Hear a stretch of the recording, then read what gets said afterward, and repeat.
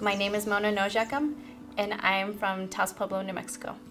Being a mom is everything to me. It's such an important role. It's such a sacred role, especially as Native people, especially as Taos Pueblo people, as Potawatomi people, that it's our responsibility to teach our children who we are and how important that is, and that they're able to understand who they are and carry on those traditions and values and customs and cultures. We've had conversations for a long time and just kind of discussing what family could look like. That was just a really important piece to us, to be intentional about it and really create kind of that sacred space to invite a child and call them down from the stars, because that's kind of how we look at it, as a very sacred being whenever children are invited into our family and they want to come to our family. And that was really important to me, to try and incorporate those traditional birth practices, some traditional teachings into that, because that's definitely gotten lost. I decided to go with the midwifery route.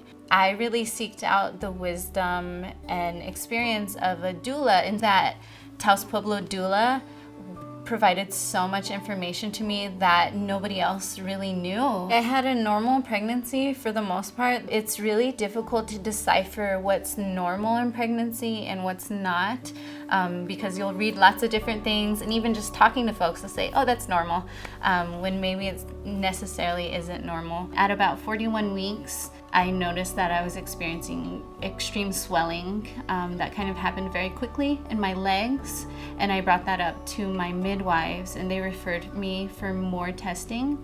And I was also experiencing kind of a flutter in my chest. It was actually kind of an increased heart rate, and that's when I knew that I was experiencing symptoms of preeclampsia, and that I did have high blood pressure as well as protein in my urine.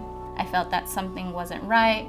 They would need to induce me that night. I wasn't able to pursue the home birth like I had originally planned, and as things progressed, then my blood pressure went incredibly high. And so at that point, I was unable to even move at all, and I had to just be literally on the bed. I had an emergency C-section, which brought out my baby healthy, thankfully, but I continued to have preeclampsia postpartum.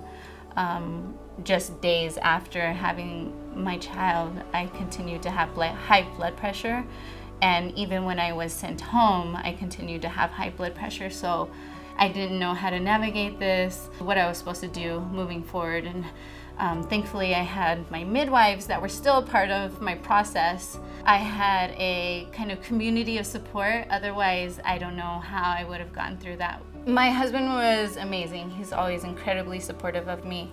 And I really rely and lean on my in-laws a lot because we're really close to them.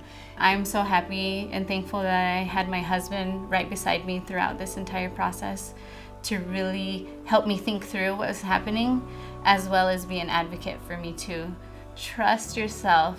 You are the expert of yourself, of your body, of your experience. And because you're the expert, you have the ability and the knowledge to really advocate for yourself. And if somebody's not listening to you, then talking to somebody else and saying, this doesn't feel right, and understanding the power and the strength that you have, that you can advocate for yourself in order to get, the equitable care that you deserve and you should have.